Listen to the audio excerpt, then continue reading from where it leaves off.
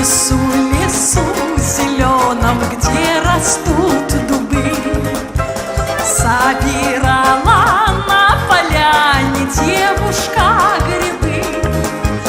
Набрала грибов, и надо ей домой идти, да тропинку нелегко найти. То олежник, то седые кочки, то трава густая.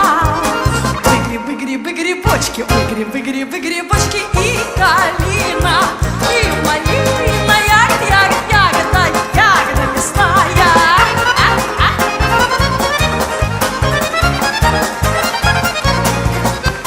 Позвала людей девчонка, и на этот крик вышел парень синеглазый, молодой лесник.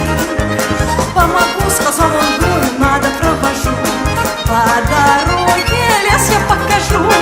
И олешник, и седые кочки, и траву густую, и грибы, грибы, грибочки, и грибы, грибы, грибочки, и калину, и малину, ягоду, ягоду, ягоду, ягоду мясную.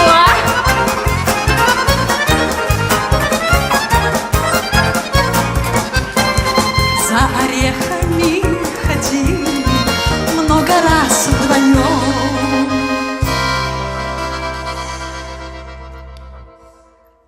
а потом сыграли свадьбу, свадьбу всем селом.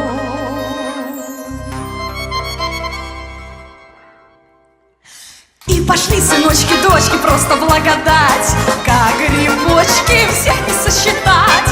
А во всем, наверное, виновата осень золотая.